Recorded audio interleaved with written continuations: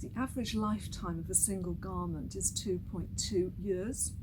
If you can extend that by just 9 months, then that impact on the environment will be significant. So how can you extend the lifetime of your fabrics, of your clothes? Lots of things you can do. First one is really simple when caring for your clothes. It's just turning the dial down on the washing machine. So instead of having it set to 40, turn it down to 30. That's what I do. I always wash everything on that 30-degree cycle. And it works. My clothes are lovely and clean. Even Snoop Dogg is on Twitter saying, drop it like it's hot, enough at 30. So we're trying to get that message out that just lowering the temperature slightly, you'll still get clean clothes, but the environmental impact will be significant. The clothes will last you longer. The other thing, I know this is a bit gruesome, but do you need to wash that item of clothing? You know, I will often wear something a couple of times, maybe even for a week. If you don't sweat, do the sniff test. If it's good to go, wear it again. It's only if you've got stains on it, I think you should wash it. But think about that. Do that sniff test and then make a decision on what does need to be washed and what can be put aside for another time. The other thing is that when you wash, I've only just discovered this, but when you wash man-made fibres, a lot of these thousands and thousands of microfibres go out into the water and then go out into the water system.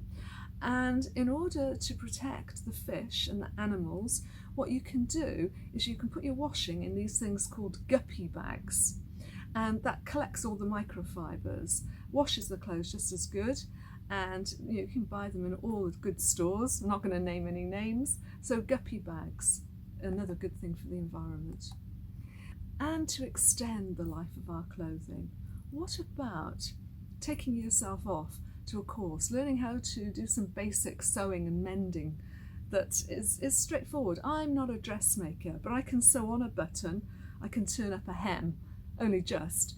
But, you know, if that's something that might be of interest to you, go check out your local college, because the chances are there will be a course that you can take.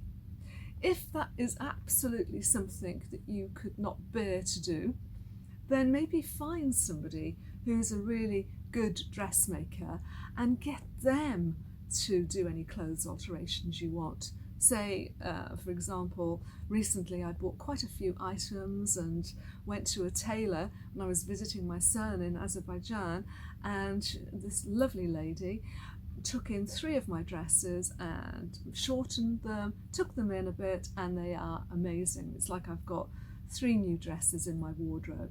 So if you can't do it, find somebody who you could ask to alter your clothes.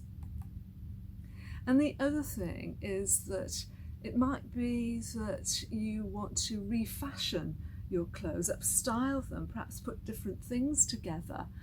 And, you know, there are a lot of people who have got video tutorials out there that can help you do this. My good friend Sherry, her name is Confessions of a Refashionista. She's got some incredible tutorials, even a whole series of no-sew. So for those faint-hearted people out there that couldn't pick up a needle or thread a needle, check her videos out. And there's probably now lots more people doing this. Another person, I read her book recently, Make, Do and Mend, and fantastic. If you've got a hole in your item, in your dress or your jumper, darn it, make a feature out of it, or even put a brooch on it. Depends where it is, of course. So there's lots of little things that you can do, particularly if they're things that you love, clothes that you love. Preloved Chica, passion for fashion.